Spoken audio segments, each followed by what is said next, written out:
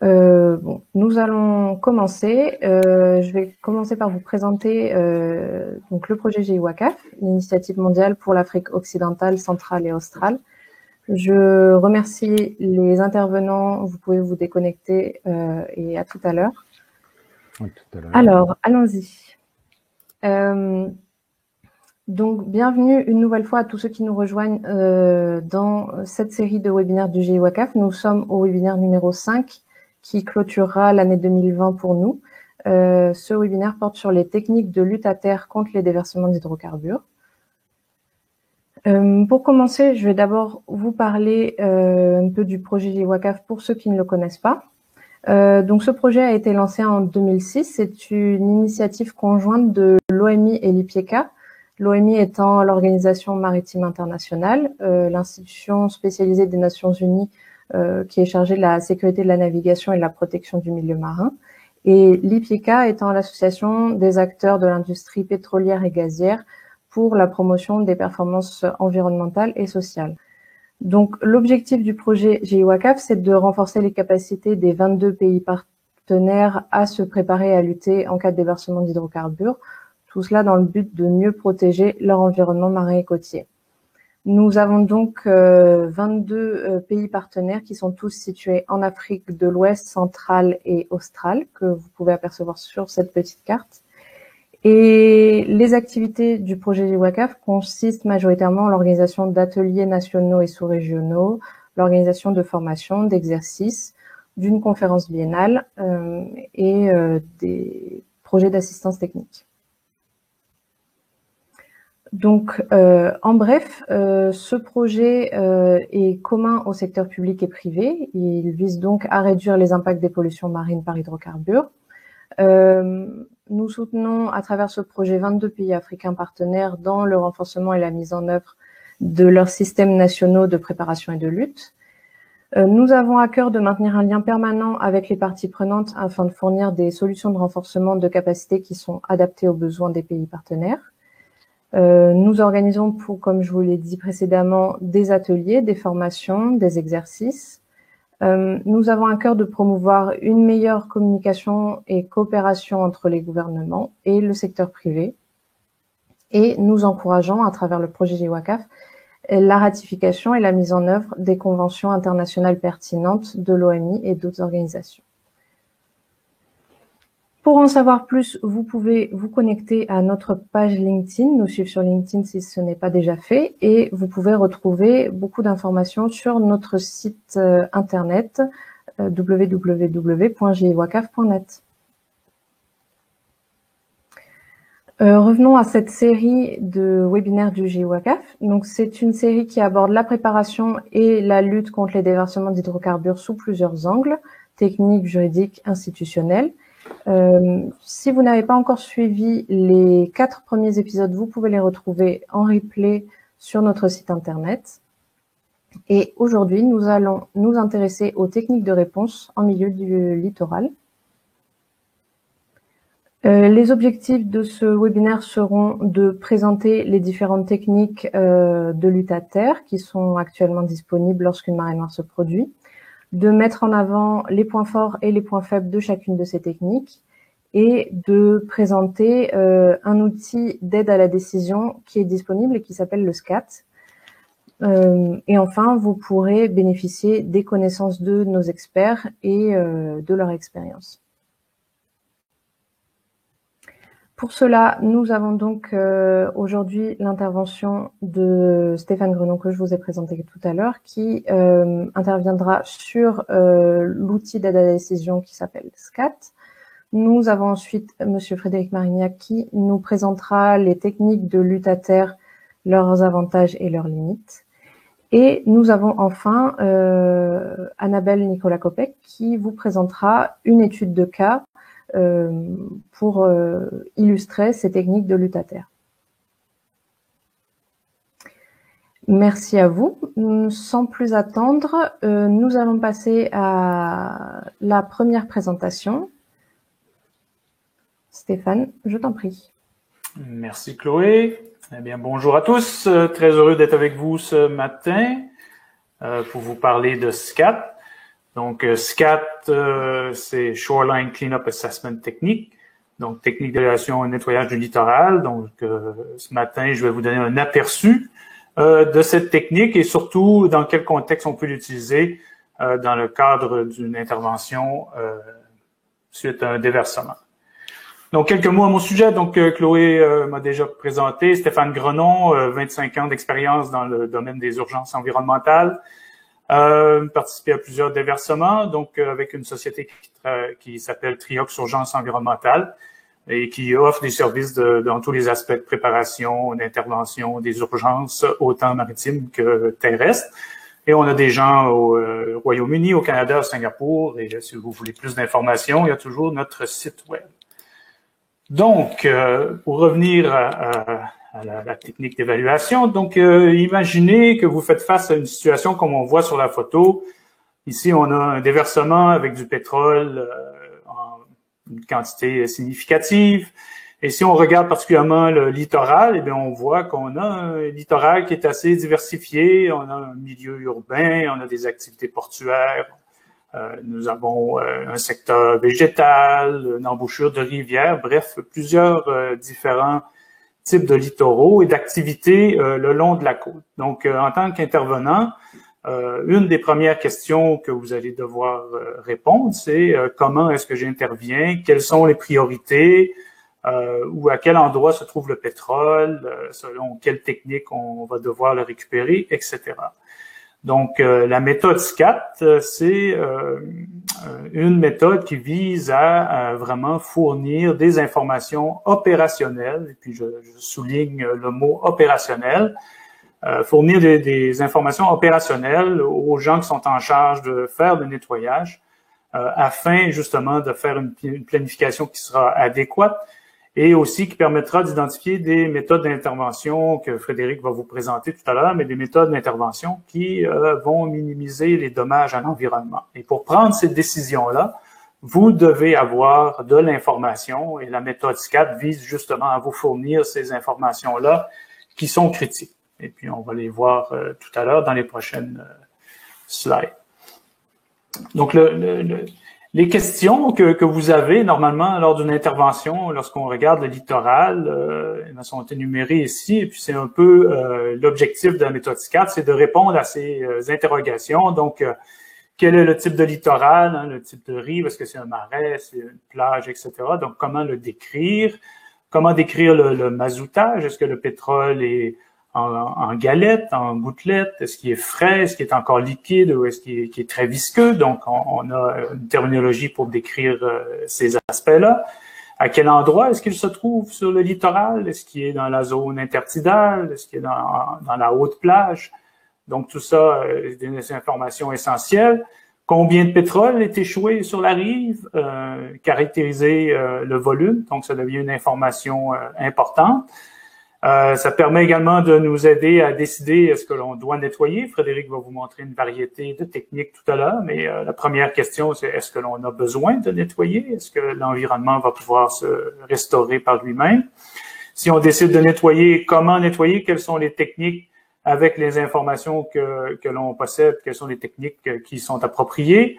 Le volume à nettoyer et puis surtout, ce qui peut être particulièrement litigieux dans une intervention, comment mettre fin au nettoyage? À quel moment est-ce qu'on décide d'arrêter ce nettoyage? Donc, la méthode SCAT vise à collecter des données sur le terrain pour informer les décideurs de l'intervention, pour les aider à prendre ce type de décision-là.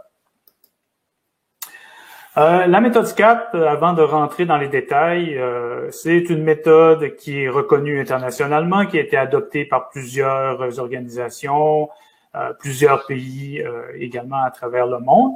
Donc, c'est quelque chose qui existe depuis maintenant 1989. Hein, les origines de SCAT, ça a débuté un peu avec le fameux déversement de l'Exxon Valdez. Donc, ce système-là s'est raffiné au cours des années. Donc, ici, c'est des exemples de manuels qui sont disponibles sur Internet, auxquels vous pouvez avoir accès et qui vont vous donner beaucoup plus de détails. Moi, aujourd'hui, je vous donne un aperçu de cette méthode. mais il y a plusieurs guides qui sont disponibles et il y en a plusieurs également qui sont disponibles en français là, pour les francophones, le guide canadien IPICA, POSA, la France aussi, le CEDRE, a des manuels en français. Donc, pour revenir à notre technique, pourquoi on effectue l'évaluation du littoral? Dans le cadre de la méthode SCAT, afin de fournir des données, on va aller sur le terrain et on va recueillir des données qui sont réelles, validées avec une équipe qui possède des connaissances nécessaires pour prendre ces données-là et les interpréter également. Donc, l'information qui va sortir de ces relevés de terrain-là va être très pertinente pour les décideurs. Donc, les données en particulier, je vais vous montrer des exemples tout à l'heure, mais le type de littoral, c'est vraiment un critère important dans la décision pour sélectionner la méthode de nettoyage. Les conditions de mazoutage sur la rive, dans quel est l'aspect du pétrole, à quel endroit il se trouve. Donc, on va prendre ces informations-là. Également, sur le terrain, on va prendre des données sur les contraintes environnementales, tout ce qui est les questions d'accès. Est-ce qu'il y a des débris? Est-ce qu'il y a d'autres déchets? Est-ce qu'il y a des sites culturels à proximité? Il pourrait y avoir des sites archéologiques, d'utilisation de la rive, des villages de pêche, des choses comme ça. Donc, la technique SCAT, on va prendre ces informations-là pour en tenir compte également. On va également identifier les techniques, recommander à nos équipes d'opération quelles sont les meilleures méthodes pour protéger l'environnement, pour avoir un bénéfice sur l'environnement et pas causer de dommages additionnels. Également, les informations qui vont être prises sur le terrain vont servir également à élaborer des critères de fin de nettoyage avec les intervenants et les autorités locales. Et aussi, cette méthode-là, ça permet également de suivre les progrès qui sont effectués tout au long du nettoyage. Et ce qui est important, c'est que les informations amassées, ce sont des informations opérationnelles. Cette méthode-là est vraiment là pour supporter, soutenir les opérations de nettoyage tout au long de l'intervention. C'est pas une méthode pour prendre des données, pour documenter les impacts ou l'état des lieux, même si on prend ce genre de données, mais c'est un but. Le but, c'est opérationnel. 5 principes clés à bien se rappeler. Ce qui est intéressant, c'est que avec SCAT, ça nous permet d'instaurer une méthodologie qui est systématique, qui va permettre d'inspecter toutes les rives impactées. Vous allez voir tout à l'heure, je vais vous montrer des exemples. On utilise une terminologie qui est vraiment standardisée, donc tout le monde utilise le même terme pour décrire la même chose, donc il n'y a pas de problème de perception ou d'incompréhension de ce qu'on veut dire. Le littoral va être segmenté, on va créer des segments qui sont généralement basés sur le type de rive qui forment le littoral, et puis ça devient également des zones opérationnelles avec lesquelles on va pouvoir travailler lors des opérations. Comme je l'ai dit, c'est de fournir un support à la gestion. Et ce qui est particulièrement intéressant, c'est une équipe d'évaluation conjointe. Le concept, c'est d'avoir une équipe avec toutes les parties prenantes lors d'une intervention d'urgence, donc des représentants du gouvernement, des représentants du pollueur, des propriétaires terriens ou des localités, dépendamment où on se trouve, vont participer à ces équipes-là. Donc, l'avantage, c'est que tout le monde voit la même chose au même moment et la description est conjointe. Les informations clés que l'on va amasser, je vous les ai mentionnées un peu déjà, mais le type de littoral, le mazoutage et l'environnement, et puis je vais vous donner des exemples. Donc, le premier type, lorsqu'on se déplace sur le terrain, c'est vraiment à quel genre de littoral on a affaire, quel type de rive. Donc, je ne vais pas rentrer dans les détails, c'est déjà dans les guides que je vous ai montré tout à l'heure, c'est très bien expliqué. Il y a la méthodologie aussi de carte de sensibilité, le ESI, qui décrit bien les types de littoraux. Mais c'est une donnée qui est particulièrement importante pour la sélection des méthodologies de nettoyage. On nettoie pas une plage de sable de la même façon que l'on va nettoyer une zone humide, un mangrove ou un marin, par exemple. Si on a bien fait notre travail et qu'on a un bon plan d'urgence, ces informations-là, généralement, on va les retrouver sur des cartes de sensibilité. C'est un exemple ici. Donc, la couleur du trait de côte représente un type de rive particulier. Et vous voyez les lignes perpendiculaires à la côte, c'est des segments qui ont été pré-identifiés basés sur le type de rive. Donc, tout ça est fait à l'avance et si jamais il y a un incident dans ce secteur, c'est plus facile de procéder, d'organiser les opérations de nettoyage. Autre information que l'on va prendre sur le terrain avec la méthodologie SCAT, c'est à quel endroit le pétrole qui est échoué sur la rive, à quel endroit se trouve-t-il? Est-ce qu'il est dans la zone intertidale? Est-ce qu'il est enfoui? Est-ce qu'il est en surface? Donc, ce genre d'informations-là, la méthode SCAT va permettre de colliger ces informations-là qui sont très importantes là, pour la suite du travail. Généralement, la méthodologie SCAT va décrire le pétrole qui est échoué sur le littoral, mais pourrait être un petit peu modifié, adapté pour traiter les cas où on a du pétrole qui pourrait être submergé à proximité des rives. C'est possible d'utiliser les mêmes concepts. Autre donnée importante qui va être colligée par les équipes SCAT, c'est vraiment la distribution du pétrole sur la côte. Donc, c'est rare que l'on ait une distribution homogène. Donc, ça, c'est pris en compte dans les données. Donc, est-ce que c'est un pourcentage de 20% de distribution? Vous voyez des représentations graphiques là, sur la gauche. Mais tout ça vise toujours à informer les gens qui vont s'occuper des opérations de nettoyage. Donc, ça leur fournit une information qui est importante. Donc, la distribution, mais également l'épaisseur du pétrole, l'épaisseur de notre couche de pétrole qui est échouée sur la côte. Donc, ça aussi, une information importante qui va permettre, entre autres, de déterminer les volumes qui sont sur la rive. Et vous voyez dans la première colonne du tableau, là, sous l'onglet, si vous voulez, catégorie, vous voyez une terminologie, là, TO, CV, CT. Donc, tout ça, c'est les codes. Je vous disais tout à l'heure que SCAT utilise une terminologie standardisée. Donc, ce sont des termes standardisés qui décrivent un état particulier, une épaisseur particulière de pétrole. Donc, dans le cas de TO, on appelle ça pétrole épais. Donc, on sait que l'épaisseur, on utilise cette terminologie-là lorsqu'on a une couche de pétrole qui est plus grande que 1 cm. CT, par exemple, qui est une couche, à ce moment-là, on a une épaisseur qui est entre 0,01 cm et 0,1 cm. Donc, tout ça donne des indices à mes équipes qui doivent planifier le nettoyage. On va également décrire le pétrole en surface. Je vous donne des exemples de surface. Est-ce que le pétrole est frais? Et encore là, on a une terminologie standardisée. Donc, est-ce que le pétrole est frais, peu visqueux, très fluide, ou est-ce qu'il est émulsifié? À ce moment-là, on parle plus de mousse. Est-ce que c'est des boulettes de goudron, etc.? Donc, tout ça est prédéterminé dans la terminologie. Donc, lorsqu'on rapporte les informations, tout le monde comprend exactement ce que les termes veulent signifier.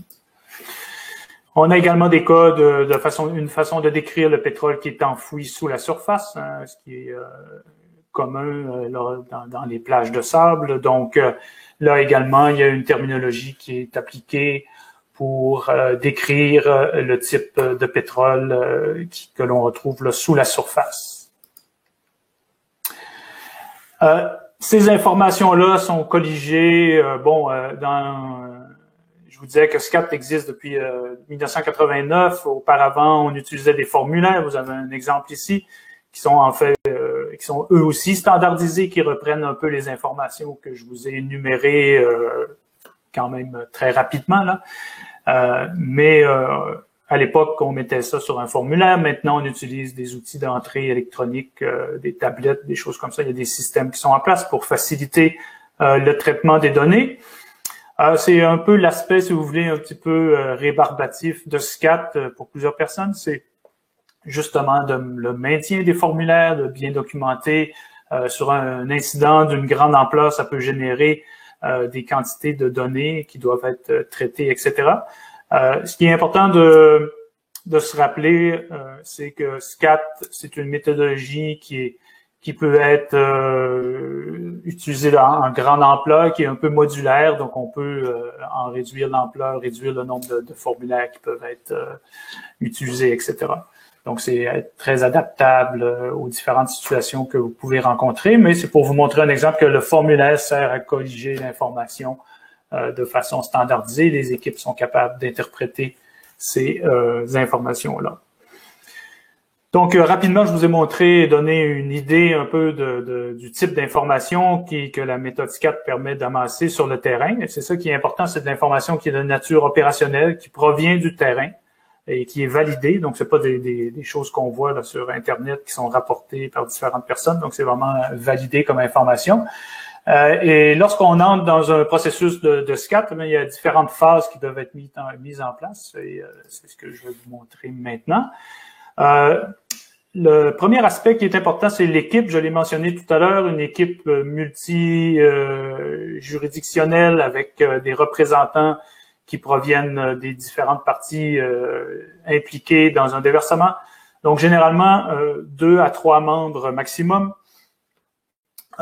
qui vont inclure un spécialiste des rives et de SCAT. Généralement, ça vient souvent de la partie responsable du pollueur, va embaucher des spécialistes pour gérer ce processus-là. Représentants du gouvernement, représentants locaux qui peuvent être des autorités, municipalités, des communes, des représentants de villages, des groupes, des organisations environnementales, il y a un petit peu de tout, qui peut changer selon le site où on se trouve le long de la côte. L'équipement de base, faut géoréférencer les informations, prise de photos, etc. Comme je vous disais, maintenant, on a des outils, des tablettes, etc., où tout ça est intégré. On a de moins en moins besoin de circuler avec le bon vieux cahier et crayon, mais on l'a toujours avec nous, on ne sait jamais. L'aspect santé-sécurité est important et il y a le volet logistique qui est important, c'est déployer des équipes SCAT, c'est une opération en soi. Donc, la logistique qui accompagne ça doit être mise en place pour le transport, dépendamment des zones où on doit aller. Et puis, il faut nourrir ces gens-là, il faut fournir de l'eau, etc. Donc, c'est quand même une opération qui va se mettre en place, là, qui requiert certains moyens et qui doit être bien planifiée. Généralement, le nombre d'équipes, on parle d'un nombre assez restreint d'équipes. Généralement, 2, 3, 4 équipes vont suffire pour un déversement de moyenne ampleur. À titre d'exemple, l'incident de Deepwater Horizon dans le golfe du Mexique, nous étions environ une quinzaine d'équipes là, pour 800 km de rive là, à inspecter. Donc, ça vous donne, ça c'était bon. C'est un déversement d'une ampleur extrême, là. Mais généralement, on parle de 2-3 équipes sur le terrain. La première phase, au début de l'incident, si on retourne un peu à la photo que je vous ai montrée au début de la présentation, on a du pétrole qui est un peu partout, on n'a pas toutes les informations. Donc, généralement, on va faire un survol aérien ou par bateau pour justement inspecter nos rives, ce qui va nous donner tout de suite des informations qui vont pouvoir servir à initier les premières phases du nettoyage, au moins savoir où le pétrole échoué, qui risque de se mobiliser avec la prochaine marée, etc. Donc, ça va nous donner aussi l'ampleur de l'incident auquel on a à faire face. Si on peut faire une vidéo, etc., c'est toujours intéressant. On peut montrer ça dans notre poste de commandement et informer les gens des opérations. Une fois le déversement, bon, l'intervention est mise en place, on rentre dans une deuxième phase où là, on va vouloir faire des relevés, des visites sur le terrain, soit en marchant, soit par tout terrain, soit par bateau, dépendamment des zones où on va avoir accès. Et c'est là qu'on ramasse les informations plus détaillées que je vous ai énumérées tout à l'heure. Donc, la couverture, l'épaisseur, le pétrole en surface, en sous-surface, etc. Pour vous donner un ordre de grandeur, une équipe, généralement sur une plage de sable qui n'a pas trop de difficulté d'accès, peut inspecter entre 10-15 km par jour facilement. Donc, ça vous donne une idée là en termes de planification. Et une fois que l'intervention est plus élaborée et que le nettoyage a eu lieu, souvent on va utiliser les groupes SCAT, la même méthodologie pour retourner, pour vérifier si le nettoyage a rencontré ses objectifs et si on a atteint les critères de fin de nettoyage. Donc souvent, on va retourner les mêmes équipes qui étaient au début, qui ont fait l'inspection initiale, vont retourner pour ramasser le même type de données et pour voir si on a réussi à atteindre nos objectifs. Et puis, on peut utiliser également ces équipes-là pour faire, si vous voulez, du monitoring à long terme sur la dégradation du pétrole, par exemple, etc. Donc, c'est quand même assez polyvalent comme méthodologie. Donc, c'est un survol rapide, mais j'espère que vous avez quand même un bon aperçu de ce que ça peut représenter. Mais disons que sans la méthodologie SCAT ou sans une méthode, si vous voulez, systématique d'évaluation des rives, ce serait très difficile pour les équipes d'intervention, particulièrement ceux en charge du nettoyage des rives, de planifier adéquatement et surtout de prioriser les secteurs à nettoyer. Hein. Vous allez avoir, dépendamment des incidents, mais généralement, on a plusieurs secteurs qui sont affectés. Et le défi est toujours de diriger les ressources au bon endroit pour avoir le plus d'impact au niveau de la protection de l'environnement et d'utiliser nos ressources de la meilleure façon. Donc, les informations que les équipes sur le terrain vont amasser vont permettre de faire cette priorisation-là, car on va avoir de l'information sur le pétrole, l'aspect, l'épaisseur, tout ça. Les opérations devraient prendre des décisions un peu sans information, qui ne seraient pas fondées sur des données validées, ce qui peut mener à une mauvaise utilisation des ressources, et puis aussi une mauvaise sélection des méthodes de nettoyage qui, malheureusement, peuvent causer plus de dommages que le pétrole lui-même. Donc, en conclusion, je pense que ce qui est les points importants, je vais aller quand même assez rapidement, mais il y a plusieurs manuels qui sont disponibles et puis je pourrais vous donner des références, ça me fera plaisir. Mais la méthodologie d'évaluation des rives SCAT, ce que ça amène, c'est une méthode systématique avec une terminologie standardisée. Donc, ça permet d'encadrer toute la collecte d'informations sur les rives. Des informations de nature opérationnelle, ça c'est un volet important. Ce n'est pas utilisé pour déterminer des impacts ou etc. C'est vraiment de l'information que l'on doit transmettre à nos équipes de nettoyage pour que ces équipes-là puissent utiliser les bonnes techniques et puis faire un bon boulot. Donc, ça termine ma présentation. Donc, je vous remercie, puis ça me fera plaisir tout à l'heure de répondre à des questions. À toi, Chloé. Merci beaucoup, Stéphane. Merci pour cette entrée en matière qui est vraiment très claire et intéressante. Je sais que tu as 2 petites questions pour l'audience. Alors, j'affiche la première. La voici. La question est la suivante. Avez-vous déjà conduit une évaluation de la contamination des rives lors d'un déversement d'hydrocarbures? Vous pouvez répondre par oui ou non et le sondage doit s'afficher sur votre écran. Je lance un petit minuteur d'une 30aine de secondes. Et puis, Stéphane, nous pourrons commenter les résultats. 50-50, ça peut pas être plus serré. Encore quelques secondes, juste le temps pour moi de vous dire que vous pouvez retrouver dès maintenant la présentation de Stéphane ainsi que d'autres présentations et d'autres documents intéressants sur ce sujet dans les téléchargements. Donc, je vois vos réponses. Donc, bon, je pense que c'est la majorité des gens présents ont jamais eu à faire d'évaluation. Donc, j'espère que au moins de connaître l'existence de la méthode SCAT va vous permettre dans le futur de vous préparer adéquatement si jamais vous avez à faire ce travail-là. Merci Stéphane. Je lance la deuxième présentation.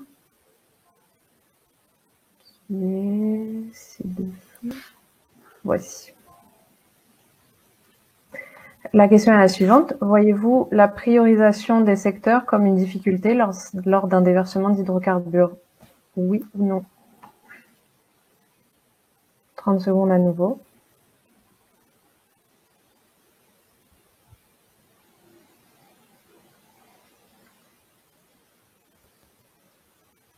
À nouveau, c'est assez serré.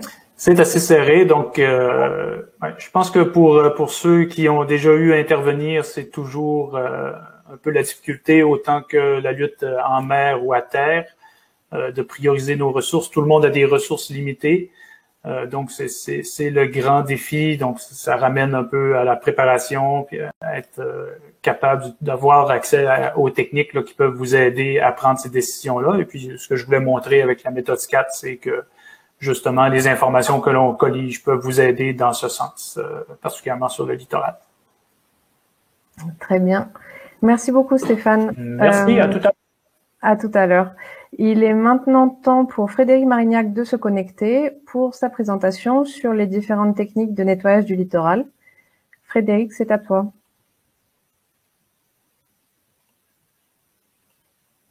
Alors, hop, je lance la présentation. Parfait, merci.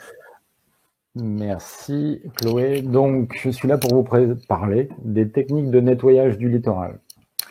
Alors, premièrement, je vais commencer par me présenter. Donc, je m'appelle Frédéric Marignac, je travaille dans la dépollution maritime depuis 20 ans environ, comme coordinateur de chantier en France et à l'international. Je travaille également sur tout ce qui est préparation à la lutte, avec la réalisation de formations, d'exercices et de révision de plans de lutte. Donc, ma société Demery propose de l'expertise et de l'assistance technique en termes de dépollution. Voilà, on va pouvoir commencer la présentation. Le premier point sur lequel je voudrais discuter avec vous, concerne en fait les objectifs généraux de la lutte à terre.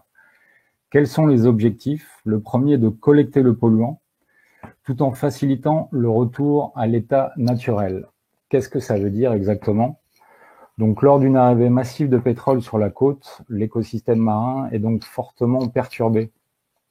Et si on ne fait rien, cela peut durer sur de nombreuses années. Donc, le but du nettoyage est d'aider le milieu à retrouver en fait son état d'équilibre, retrouver un cycle normal.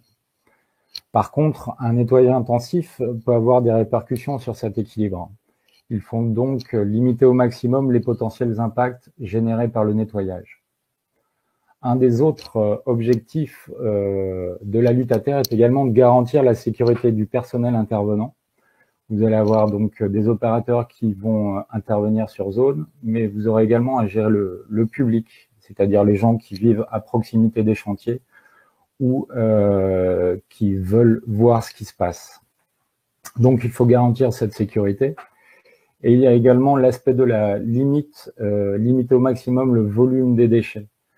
En effet, dans la lutte à terre, le poste de traitement de déchets est le poste le plus long, celui qui demande le plus de temps à réaliser, mais également le plus onéreux. C'est-à-dire, dans le choix de votre technique de nettoyage, il faudra toujours prioriser celle qui génère le moins de volume de déchets. Je reviens brièvement sur les types de littoraux. Stéphane nous en a parlé. Ce qu'il faut retenir, en fait, c'est qu'on ne nettoie pas de la même manière une zone rocheuse qu'une zone sableuse. Donc, à chaque fois, en fonction de ces informations-là, vous allez pouvoir choisir un type de technique adapté au milieu. Lors du webinaire sur la lutte en mer, vous avez pu comprendre l'importance en fait de l'étude de la dérive de nappe. On peut ainsi évaluer les zones menacées, les zones où risque d'arriver le pétrole, et également on peut connaître un délai. Ce délai en fait varie en fonction de la distance du déversement, de 1 à 5 jours, et il faut mettre à profit ce délai. Premièrement, pour information, on considère qu'en général, tout matériau qui est en contact avec le polluant devient un déchet. Ça veut dire que ça implique une action soit de nettoyage ou une action de traitement. Ce qui veut dire que si vous avez le temps sur votre littoral, il conviendrait tout d'abord d'évacuer les volumes de macrodéchets. Alors, vous avez une photo qui représente ce point de vue là en haut à droite. On voit tous les volumes de macrodéchets. C'est la même chose pour les volumes de bois, de végétaux, d'algues, etc. Donc, si on a le temps, il est intéressant d'enlever tous ces volumes afin de réduire la contamination. Il y a un autre point important également, est de communiquer avec l'ensemble de la population qui vit au bord du littoral. Ça concerne notamment les pêcheurs. Si on les prévient à temps, ils auront le temps de mettre à l'abri en fait leurs équipements de pêche, leurs bateaux, etc. Et encore une fois, de réduire la contamination. Ce sera la même chose pour l'hôtellerie. C'est pareil, ils pourront mettre à l'abri tous les équipements qui servent à accueillir en fait le tourisme. Donc, le principe de cette action, réduire la contamination et surtout limiter l'impact économique et environnemental. Une autre action que l'on peut mettre en place, c'est-à-dire on va décider de protéger des zones que l'on juge prioritaires. Donc, le principe est de déployer un barrage. Ce barrage va empêcher le pétrole de rentrer en contact sur une zone identifiée au préalable. ou alors de dévier le pétrole sur une zone que l'on considère comme secondaire, moins sensible. Donc, on peut prendre le choix de déployer des barrages de protection autour des pêcheries. Vous avez une photo en haut à droite, également autour de marinas. On peut prendre également le choix de protéger un estuaire, c'est-à-dire on ne veut pas que le pétrole rentre à l'intérieur de l'estuaire et entraîne des chantiers qui sont souvent compliqués et difficiles à gérer. Un dernier point comprend également la protection des industries qui travaillent avec l'eau de mer. Elles disposent en général d'aspiration d'eau de mer pour refroidir leur système, etc. Donc là encore, on va prendre la décision de protéger ces aspirations par un déploiement de barrages. Voilà, en ce qui concerne les actions que l'on peut effectuer avant l'arrivée du pétrole. Maintenant, je vais parler avec vous de l'élaboration de la stratégie de lutte. Comment on peut mettre en place une stratégie de lutte pour une pollution terrestre?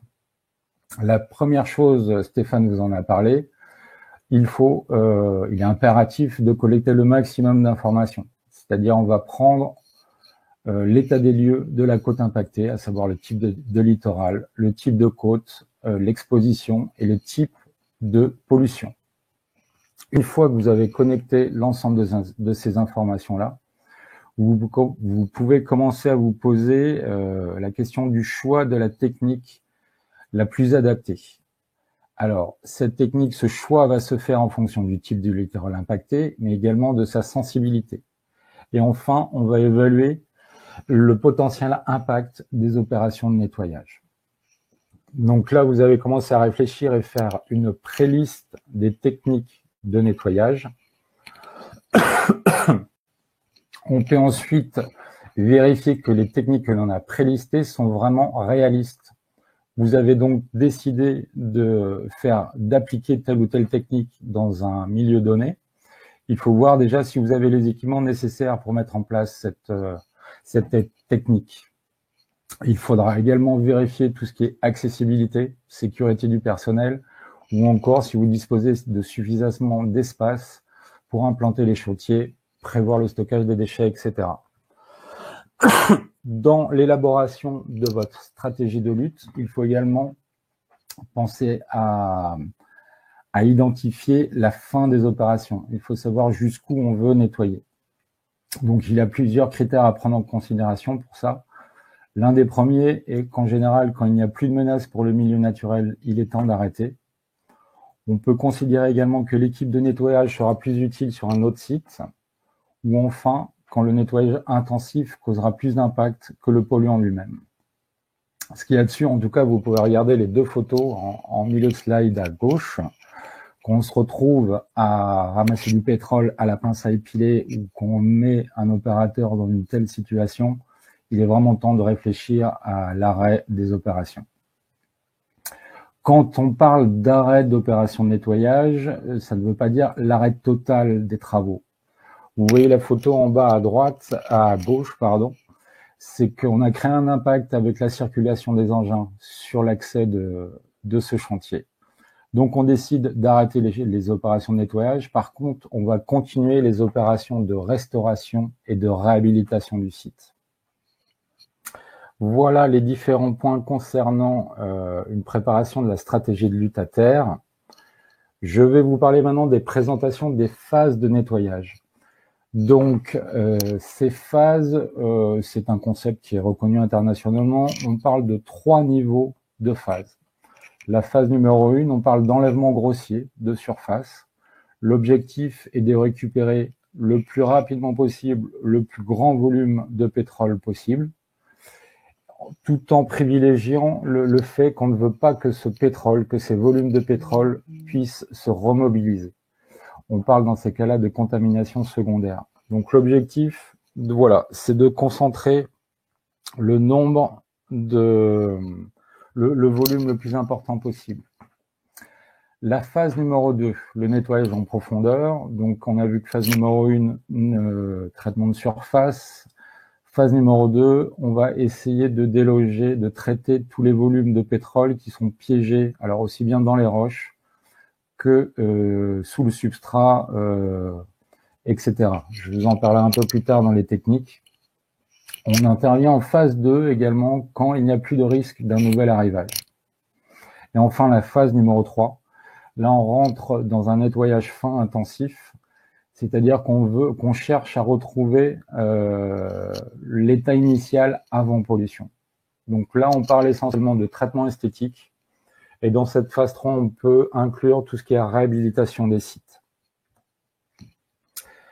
Je vais commencer à vous présenter les différentes techniques de nettoyage. Déjà, pour votre information, il y a de nombreuses options envisageables. Là encore, vous pouvez vous appuyer sur des guides qui sont téléchargeables sur Internet pour approfondir vos connaissances là-dessus. Il existe également des matrices. C'est le tableau que vous avez à droite, en bas à droite. En fait, c'est un tableau qui va reprendre en horizontal l'ensemble des techniques disponibles et en vertical le type de littoral et le type de pollution.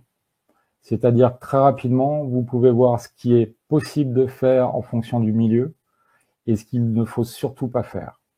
Donc là également, vous aurez l'occasion sur Internet de télécharger ces matrices et d'approfondir un petit peu le sujet.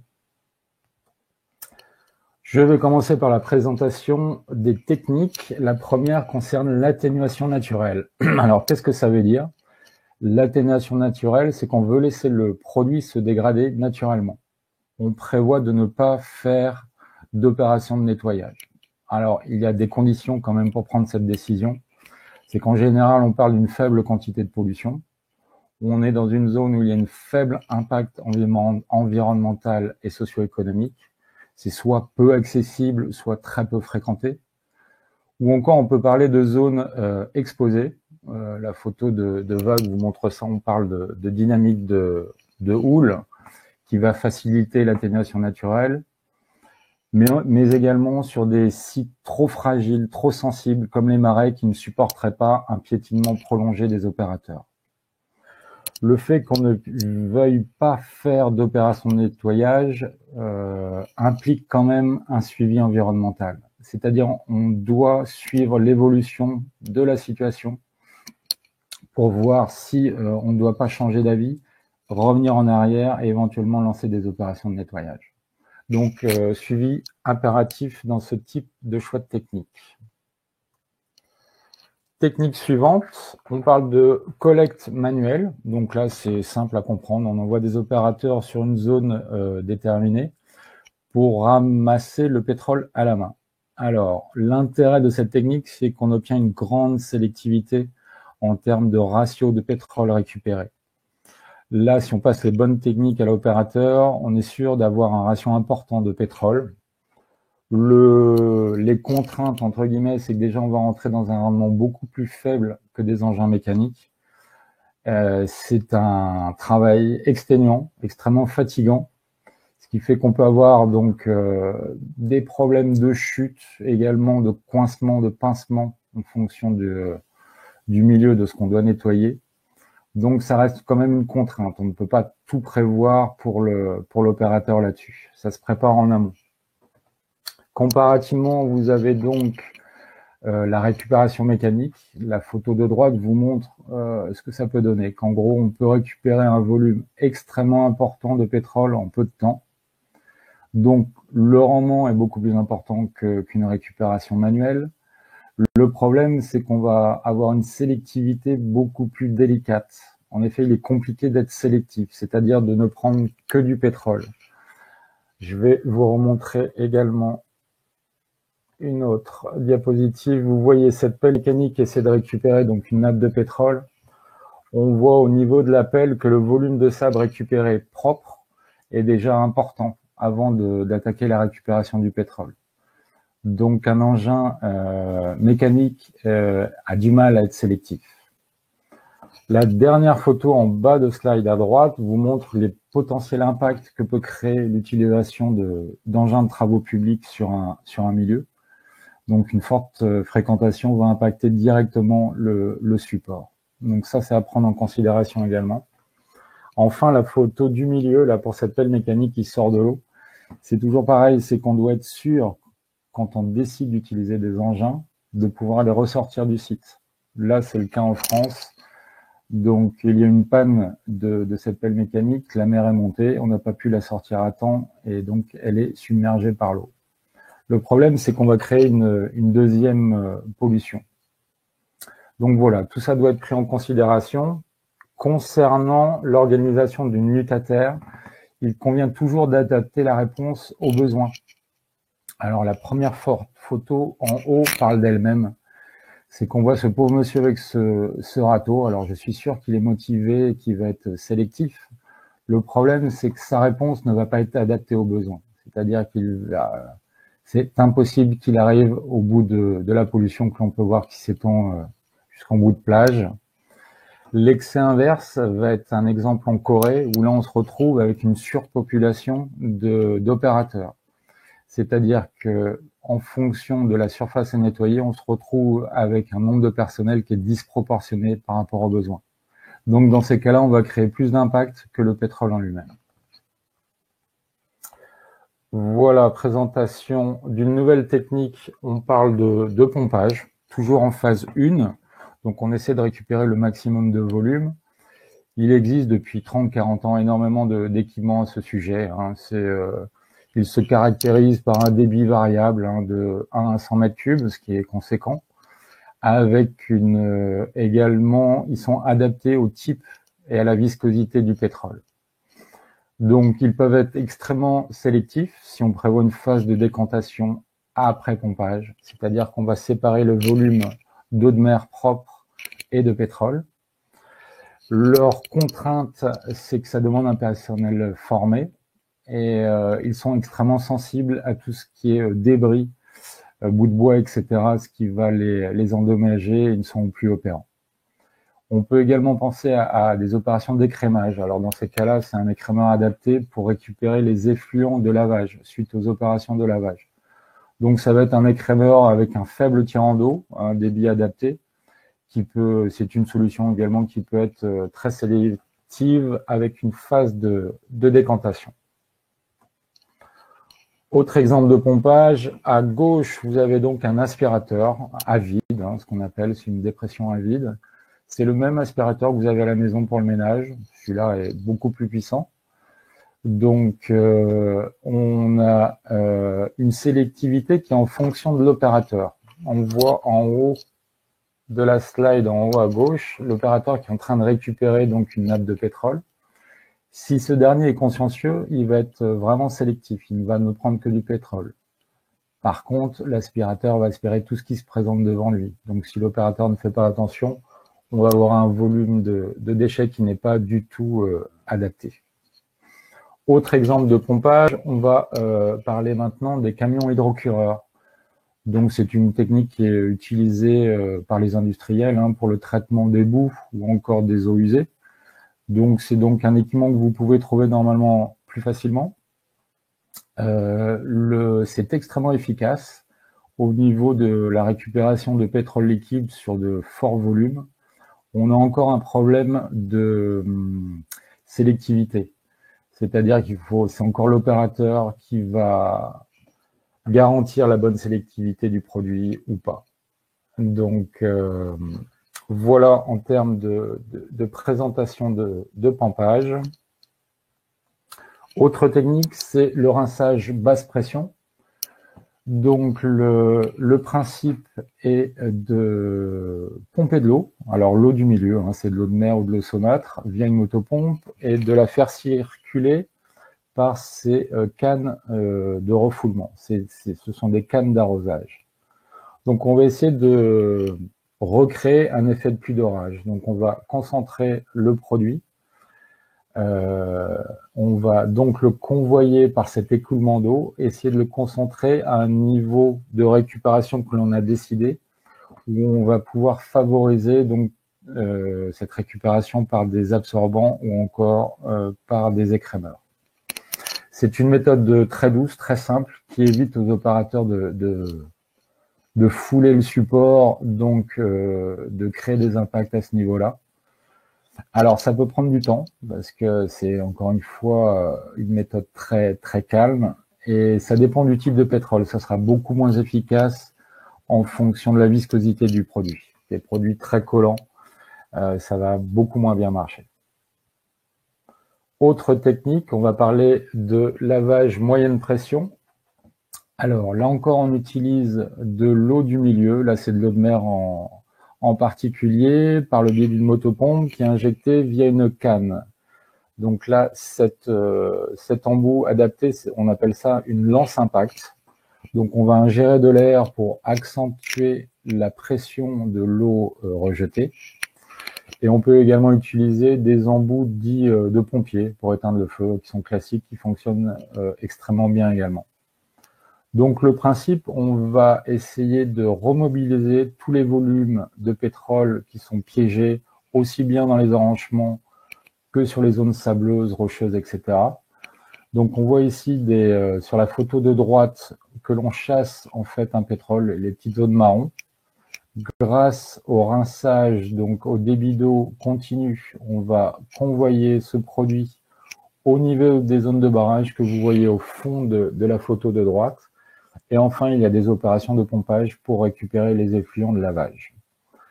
Donc, on peut également utiliser cette technique dans d'autres conditions. Alors, la première, on parlait également tout à l'heure, Stéphane vous parlait de nappes enfouies. Donc là, on a une couche de pétrole, et j'espère que vous pouvez le voir sur la petite photo côté gauche, où on voit une couche de pétrole qui est recouverte de sédiments propres.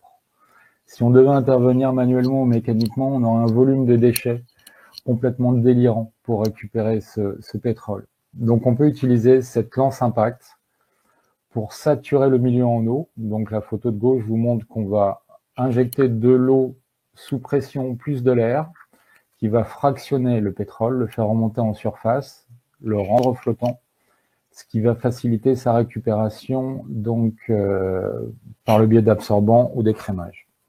On peut utiliser cette technique également sur des nappes enfouies. Donc on voit que le pétrole est remobilisé en surface et prêt à être récupéré. Donc cette technique est extrêmement sélective et peu onéreuse. Donc vraiment à privilégier. Une autre technique, le lavage haute pression. Donc là, on utilise un équipement, un nettoyeur haute pression, qui est capable d'aspirer encore une fois de l'eau de mer, de réchauffer cette eau de 10 à 70 degrés et de la renvoyer sous pression réglable entre 30 à 150 bars. Donc le principe, c'est qu'on va liquéfier le pétrole. Sur la photo de droite, vous pouvez voir cette eau marron, donc c'est le pétrole liquéfié, qui par réchauffement donc va fondre et va être à nouveau rendu flottant.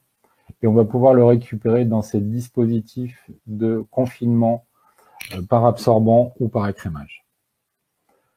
Les contraintes de cette technique, c'est qu'encore une fois, on a une pression réglable. Si on règle mal la pression, on peut impacter directement les roches les moins denses, les moins dures. C'est-à-dire une roche friable ne résistera pas à une pression importante. Donc on risque d'exploser complètement la surface. Également, on peut créer des impacts. Vous voyez la photo de droite en haut, où on voit donc une zone rocheuse avec une vie marine. On voit des algues, etc. Quand on nettoie une nettoyeur de pression, on va nettoyer le pétrole. Vous voyez sur la photo du milieu 2 personnes qui passent donc le nettoyeur de pression. Ils vont nettoyer le pétrole, mais le rendu va être celui-ci, c'est la zone claire que vous voyez. C'est-à-dire, il n'y aura plus de pétrole, mais vous n'aurez plus de vie marine non plus. Donc, c'est très efficace comme technique, mais encore à adapter en fonction du besoin. Technique de lavage de galets, on se retrouve dans une configuration avec un cordon de galets fortement pollué. On peut accélérer donc le traitement de ces galets en utilisant des bétonnières. Donc le principe est de mettre un volume de béton, un peu d'eau et un peu de sable pour accentuer l'abrasion. Le fait de faire tourner ces galets, ils vont s'auto-nettoyer entre eux et augmenter la rapidité de nettoyage. On peut compléter ce nettoyage par le biais de nettoyeurs de pression ou en utilisant des produits de lavage. C'est également possible. Et en fonction de votre volume à traiter, vous pouvez utiliser le petit modèle et le gros modèle de bétonnière, visible à droite. Pour information, à la fin de votre chantier, les bétonnières ne sont évidemment plus utilisables. Une autre technique pour faire remonter le pétrole en surface, on parle de herçage-charruage. Ce sont des techniques agricoles que l'on utilise donc sur des supports uniquement sableux. Ça ne fonctionne que sur sable.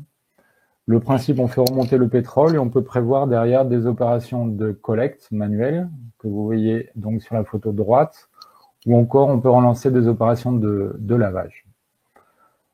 On privilégie ici une grande sélectivité et encore une fois, on va laisser les volumes de sable sur place. Autre technique utilisée, on parle de surf washing. Alors, on est dans la même configuration, on se retrouve avec un mélange de sédiments et de polluants. Donc, dans ce cas de figure, on va utiliser l'énergie des vagues. On va d'abord donc collecter l'ensemble des volumes pollués qu'on va stocker en bord d'estran. Donc, sur la zone de marée, on va faire des andins, des tas. Une fois que la marée va monter, l'énergie des vagues va donc faire une séparation naturelle entre les sédiments et le sable. Donc, on va avoir une opération de nettoyage. On utilise la mer ici comme une machine à laver. C'est une technique extrêmement efficace. Je vais vous montrer ce que ça peut donner. Alors, voilà une opération qui a été réalisée en Bretagne également. Donc, on voit les sédiments pollués qui sont remis dans la zone d'estran. Les vagues vont reprendre les sédiments et convoyer le pétrole sur la zone de récupération qu'on voit au milieu de photo. Donc la photo droite vous montre qu'on peut sortir énormément de pétrole par rapport à cette technique. Il y a juste une mise en garde, c'est-à-dire qu'on va perturber légèrement le profil de plage durant ces opérations-là. En général, ce profil va être restabilisé après 2-3 marées. Mais en gros, voilà, juste vérifier qu'on ne va pas créer d'impact avec cette opération. L'intérêt ici, c'est qu'il n'y a aucun sédiment qui sort de la plage. L'ensemble des sédiments reste sur site. Donc, technique, encore une fois, très très sélective. Je vais vous parler maintenant de la technique du criblage. Donc là, on utilise une machine spécialement adaptée. On a un tambour rotatif sur la photo de droite, équipé de peigne. Donc ce tambour, en fonction de sa vitesse, va récupérer des boulettes ou des petites plaques de pétrole sec. Donc c'est la petite photo à droite. Ça ne fonctionne que sur support sableux et sur produits secs. Donc le principe, c'est qu'avec la vitesse de rotation, on va projeter donc pétrole sec plus sable sur un tapis. Donc c'est la photo de gauche, c'est vraiment au milieu de machine, vous avez un tapis qui dispose d'une maille. Donc ce tapis est vibrant, va séparer automatiquement donc tout ce qui est sable du pétrole, et le pétrole est convoyé sur une capacité de stockage. Le problème, les contraintes de cet équipement, c'est qu'il est peu sélectif. En effet, vous voyez, après une passe de tracteur, il y a 70 à 80% du coquillage qui a disparu. Ça fait partie du maintien de plage, donc il faut le laisser sur site. On est là que pour récupérer le pétrole. Et donc cette technique peut générer énormément de volume de déchets. Donc à faire attention là-dessus et peut-être prévoir des tris après ramassage, après collecte avec la cribleuse. Pour information, ça ne s'utilise pas sur produits liquides. Ce n'est pas du tout opérant. Pour terminer au niveau des techniques, je vais vous parler maintenant de la taille des végétaux. Donc l'exemple de droite, la photo de droite, vous avez donc une pollution qui est rentrée sur un support végétal. Là, pour le cas, ce sont des roseaux. Donc on a plusieurs objectifs. On veut faire garantir à la plante de survivre. On veut donc enlever les volumes de pétrole.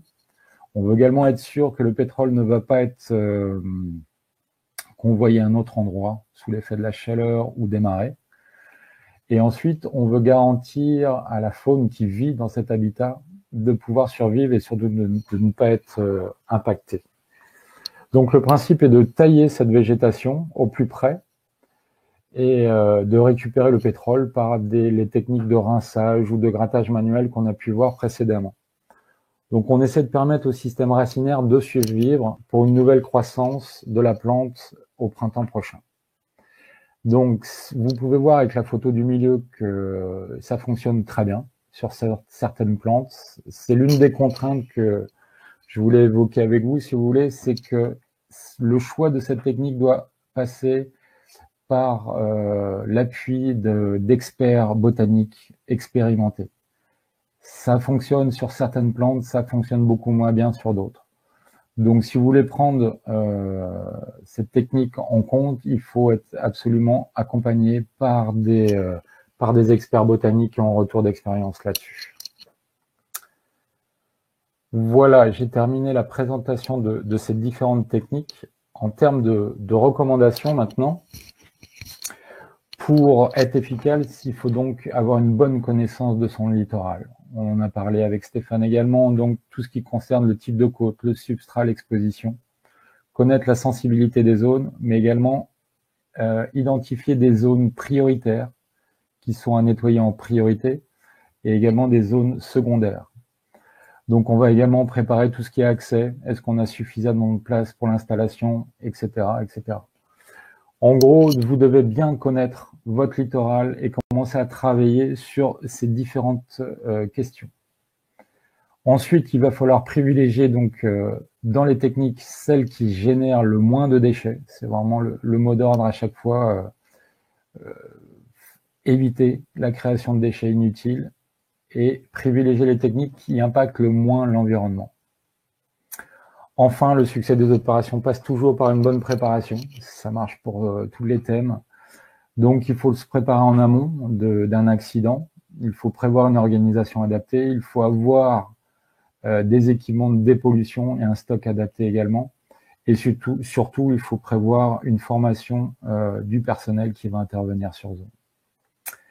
Voilà, j'avoue que le temps imparti est un petit peu court. Vous aurez l'occasion de regarder sur les supports sur Internet pour compléter cette présentation. Je vais juste, Chloé, continuer avec une petite question. Merci beaucoup, Frédéric. Je lance le sondage pour permettre à nos participants de répondre. Je t'en prie.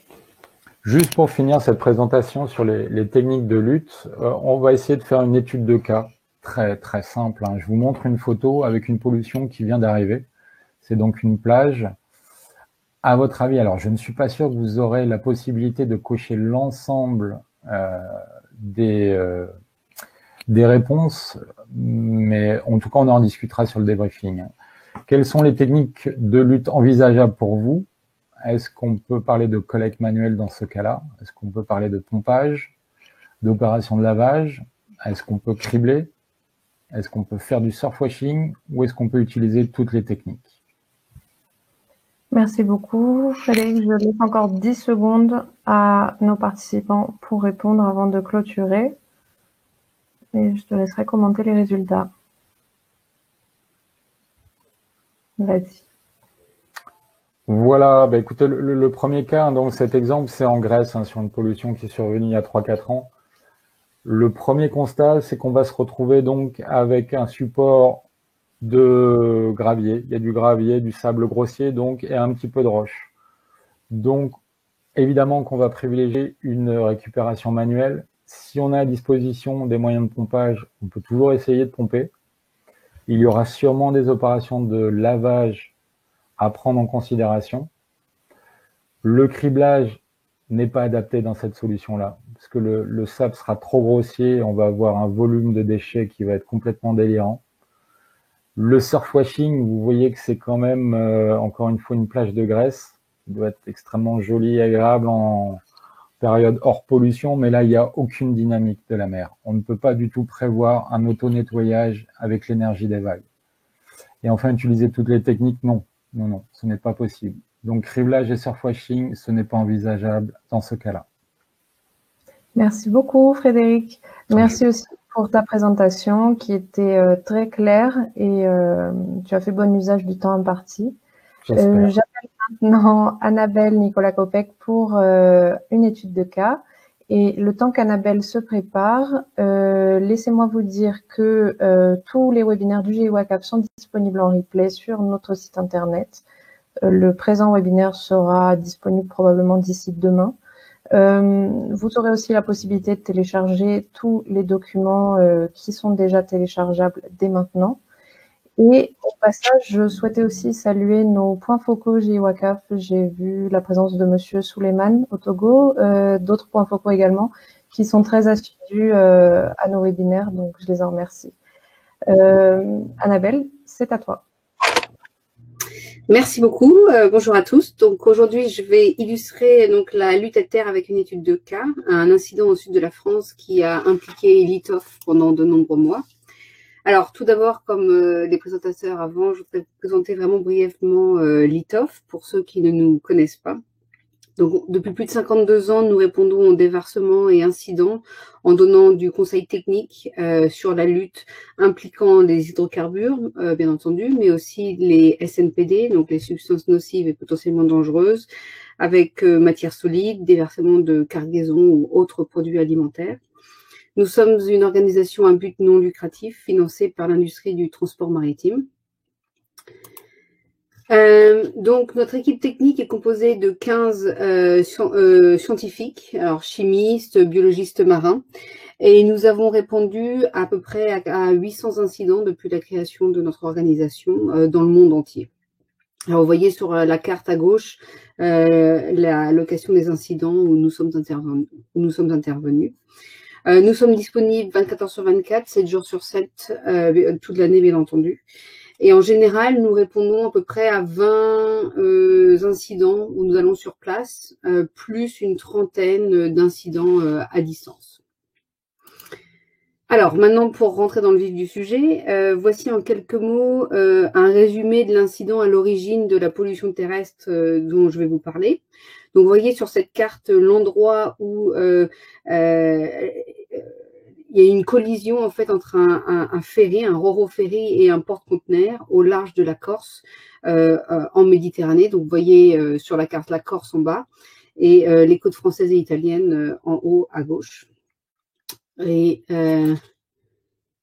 vous voyez donc sur ces photos les deux bateaux vraiment qui sont encastrés l'un dans l'autre. Donc le ferry, celui qui est à droite en blanc, lui n'a pas subi de dommages au niveau de ses fuels de soute, mais malheureusement sur presque 700 cubes de MFO 380, donc du fuel lourd de soute, à bord du porte-conteneur, il a été estimé qu'à peu près 550 cubes ont été perdus en mer à la suite de cette collision. Donc, lors du webinaire précédent, le numéro 4, j'ai parlé de la lutte à terre qui avait été faite par les autorités françaises et italiennes pour récupérer ces hydrocarbures. Donc, comme vous le savez sûrement, la lutte en mer ne permet en général que de récupérer une petite portion du produit perdu. On parle souvent de 15-20%. Et en conséquence, il est souvent inévitable d'avoir un nettoyage des côtes. Alors, 9 jours après la collision, les premiers arrivages de pétrole sont arrivés sur les côtes françaises en contaminant le département du Var. Donc, sur la carte, c'est à droite. Et puis, au fil des jours et des semaines, la pollution va s'étendre sur tout le bassin méditerranéen français, vraiment jusqu'à la limite espagnole, contaminant plus de 370 km de côte, mais alors de façon très inégale, avec une pollution modérée à importante sur à peu près 20 km de côte sur le Var, et puis après sur les autres départements, une pollution plus minime, mais nécessitant néanmoins des opérations de nettoyage. Alors, par souci de temps, je vais me concentrer sur cette dans cette présentation que sur la réponse qui a été faite dans le Var.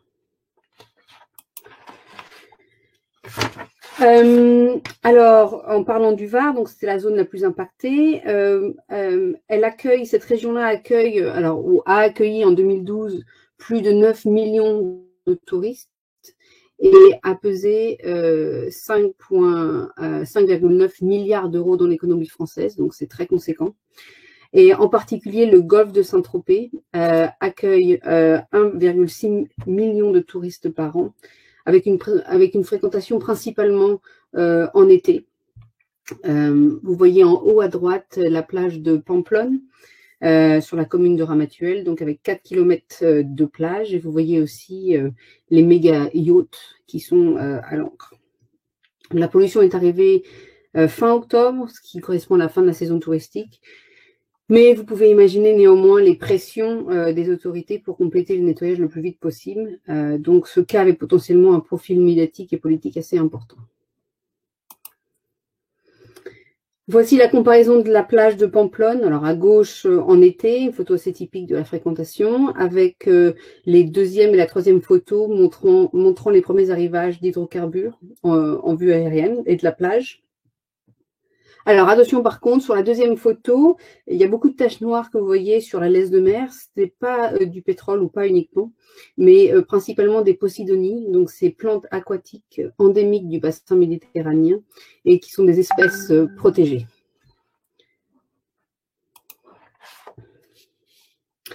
Alors on a eu deux types d'espaces vraiment très différents. D'habitats vraiment très différents, les espaces naturels et les espaces urbanisés qui ont été impactés. Alors, sur cette côte très touristique, évidemment, il y avait des portions très urbanisées, mais aussi de façon un peu plus rare en France, certaines portions avaient des accès très restreints dus à des grandes propriétés ou des constructions sur le littoral, vraiment à la limite de la mer. Vous pouvez voir sur les photos en bas à droite, vraiment des constructions à la limite et qui limitaient énormément les accès. Et puis on avait des endroits vraiment très sauvages, protégés, Natura 2000, conservateurs du littoral, avec moins de problèmes d'accès, si vous voulez, dus à des propriétés, mais toutefois avec très peu d'accès dû à la nature sauvage des endroits. Et je reviendrai un peu sur ce problème un petit peu après dans la présentation. Alors, les conditions météo lors des arrivages de polluants sur les côtes jouent un rôle très important sur le type de contamination. Dans notre cas, le jour des premiers arrivages, les conditions météo étaient vraiment très mauvaises, avec une mer très agitée et une surcote due à la pollution, due à la tempête, pardon, la surcote de la tempête, ce qui a généré une contamination des zones très en hauteur des plages, avec des projections sur les roches de façon très avancée sur le littoral, avec des mélanges de posidonie mazoutée collés sur plusieurs mètres de hauteur, projetés par la force des vagues. Alors voici un petit condensé des différents types d'espaces naturels impactés, dans notre cas dans le Var, avec bien entendu, donc je l'ai montré, des plages avec des boulettes et des galettes, mais aussi beaucoup de mélanges de végétaux et de débris, en haute plage et du pétrole enfoui. Dans les zones de côtes rocheuses, des piscines de pétrole, la troisième photo en haut, mais aussi des galets ou des parois rocheuses avec des projections. Donc vraiment une très grande diversité de substrats et comme vous l'avez vu dans les présentations précédentes, autant de techniques différentes de nettoyage à adopter. Alors, en termes d'organisation de la lutte, le système français est ainsi fait que la phase d'urgence est en général gérée par l'État.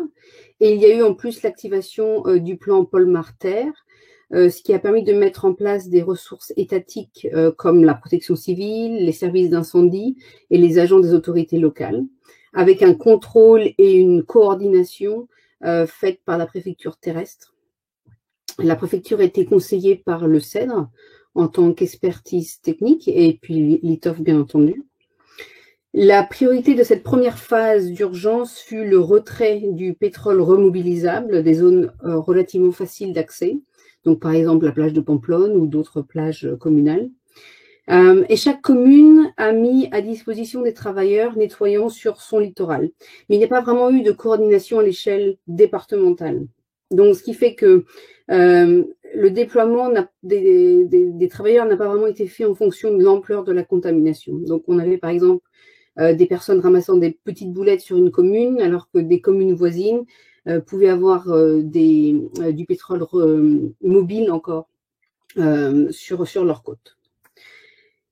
Il a fallu également mettre en place donc les premières zones de stockage de déchets et des zones de décontamination. Et c'est vrai que ça a été fait avec une grande rigueur. Le seul point a été la ségrégation des déchets qui, elle, n'a pas été faite de façon suffisante, avec des quantités très très importantes de bois non pollués, de sédiments qui ont été ramassés dans cette première phase et qui a dû ensuite être retraité par une société privée. Alors très rapidement, l'État français a souhaité donner la main à l'armateur du bateau et a demandé à mettre en place une réponse privée, ce qui est assez typique, ce qui est très typique en France.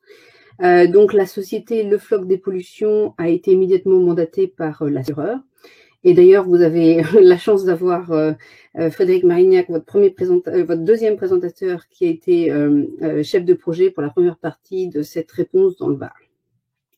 Donc, le Floc a repris l'intervention de Paul Marter sous notre supervision et bien sûr en concertation avec les autorités. Il y a eu une phase de transition qui a duré une dizaine de jours à peu près, où les moyens privés sont montés en puissance et les moyens étatiques, eux, ont diminué et ont été démobilisés.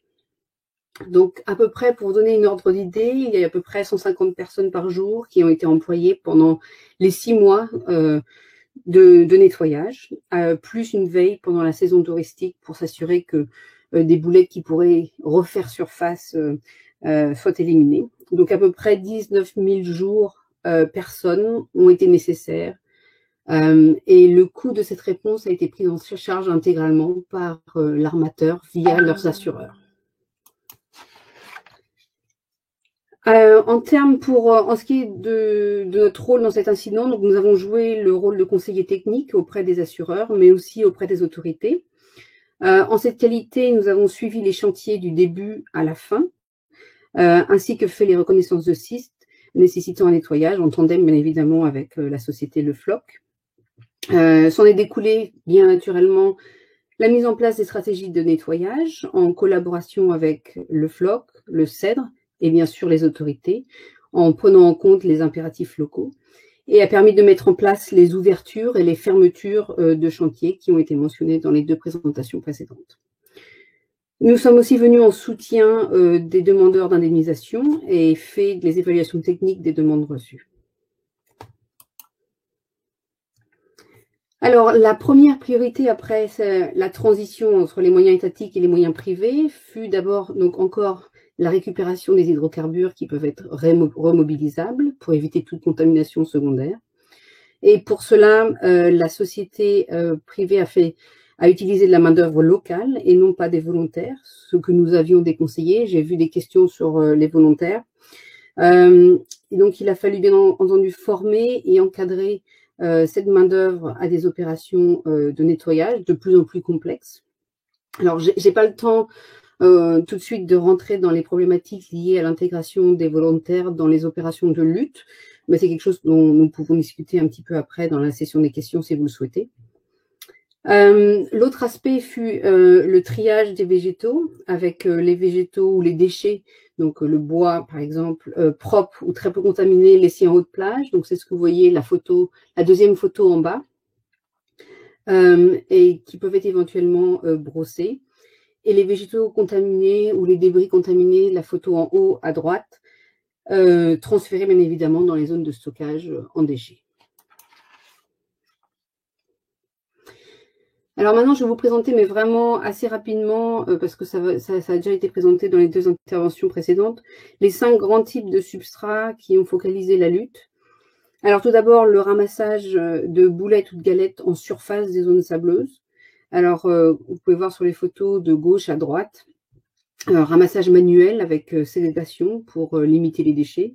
Puis, on a rempli les bin bags qui étaient laissés et remplis en haut de plage et qui ont pu être récupérés lorsque c'était possible par des tractopelles et emmenés dans les zones de stockage secondaire. On a également eu la problématique d'hydrocarbures enfouis due à un rivage qui était extrêmement dynamique.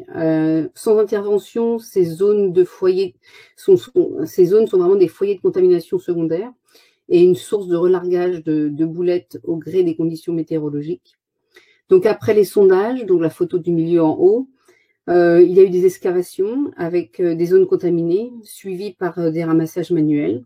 Et comme l'a mentionné Frédéric, on a aussi utilisé la technique de flushing, donc de basse pression, de moyenne pression, avec des lances impact, comme vous voyez sur les photos du bas, suivi d'un ramassage manuel. Sur les zones rocheuses, eh ben, ça s'est fait encore une fois de façon très classique, avec tout d'abord l'élimination des accumulations, ramassage manuel puis par grattage, suivi par une combinaison de flushing, donc moyenne pression et de haute pression. Vous notez aussi sur les photos l'utilisation de géotextile qui permet de protéger les zones nettoyées des projections de pétrole pendant la phase de nettoyage. Puis enfin les galets, donc vraiment une grande diversité dans les substrats.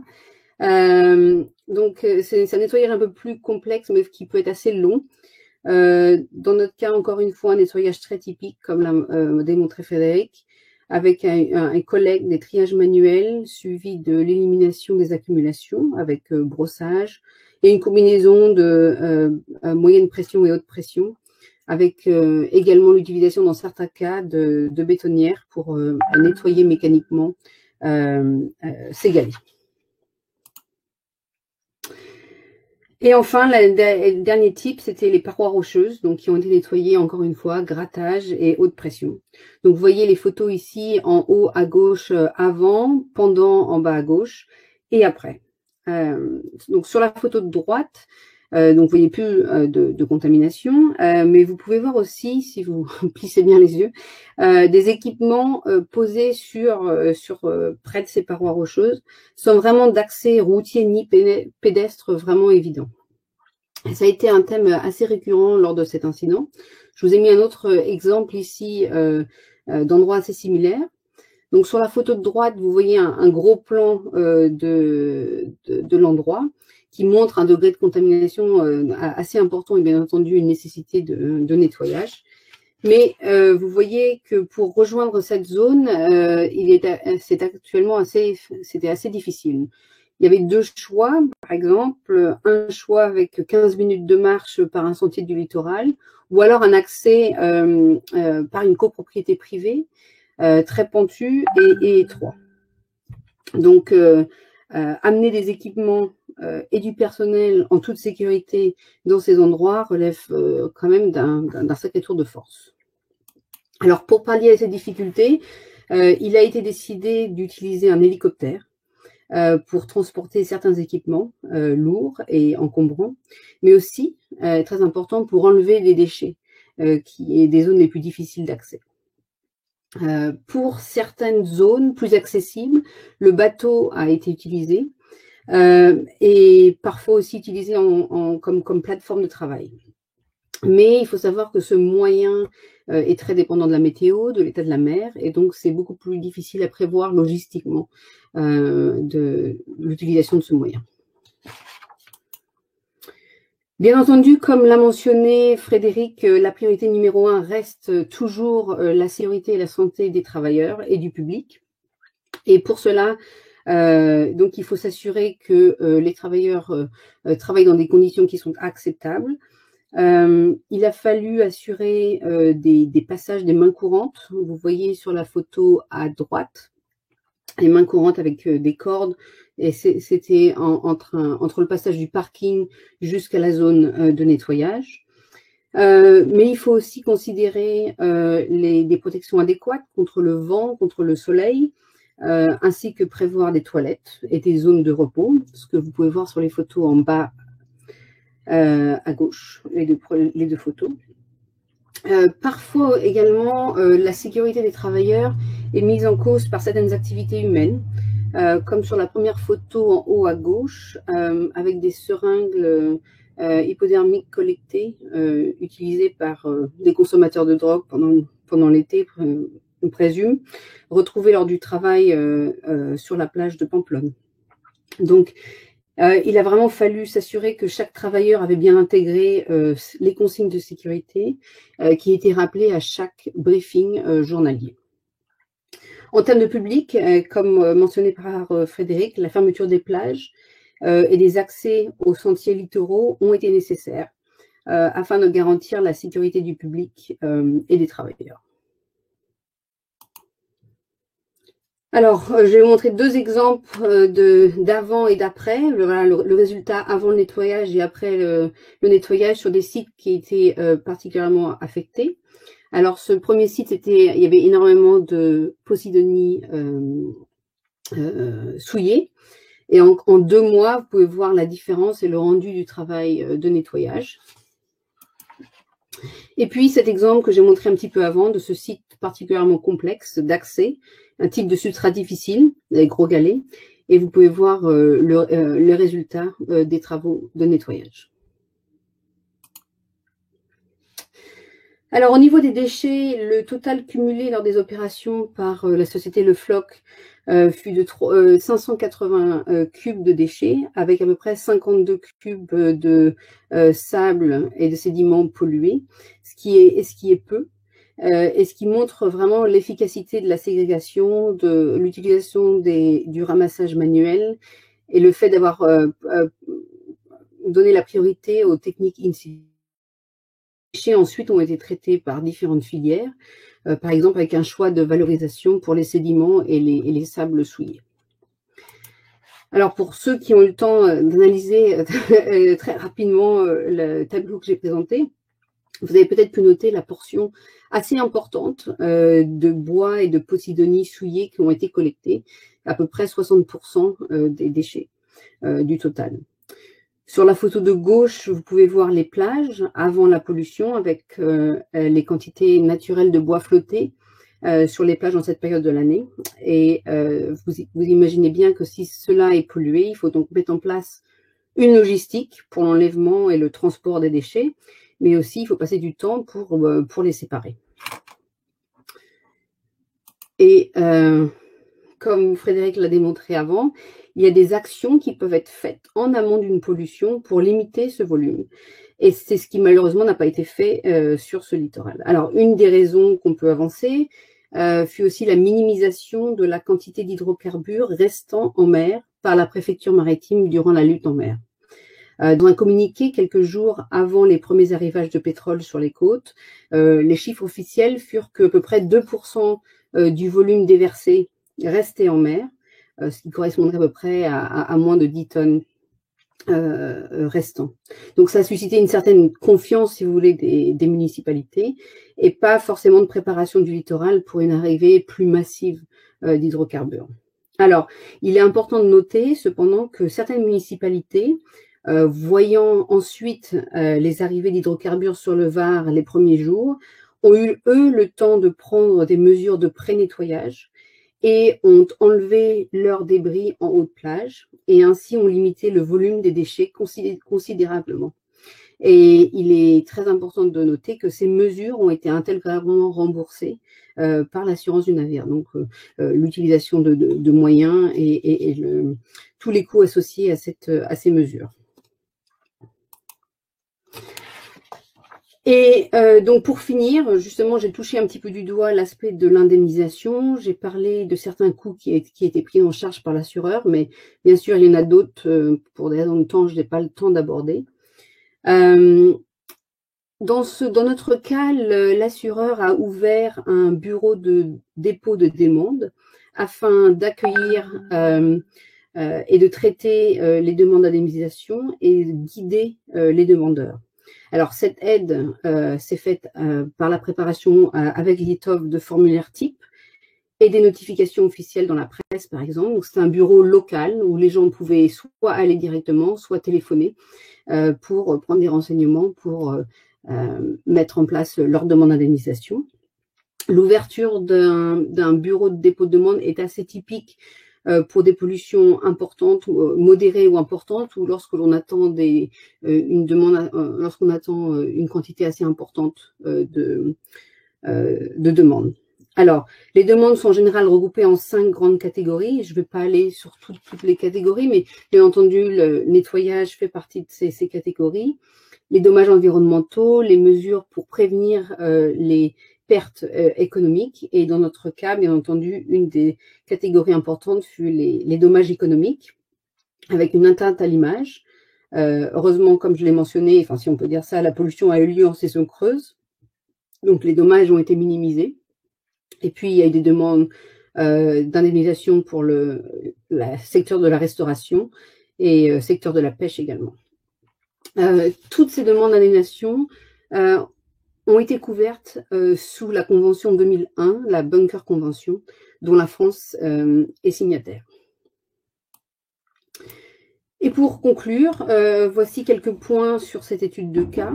L'importance des priorités de nettoyage, avec un difficile équilibrage à faire entre les sites fragiles environnementalement et d'autres d'un point de vue économique et social.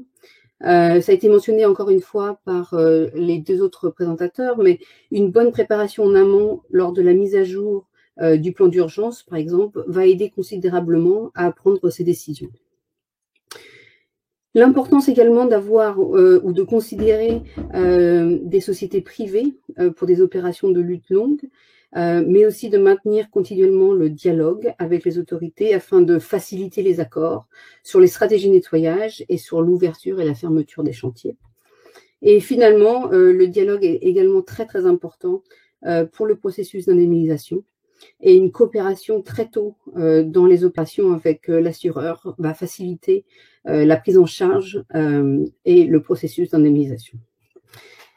Je suis désolée d'avoir dû aller un petit peu vite, mais j'espère que cela vous donne une image un petit peu de cette étude de cas.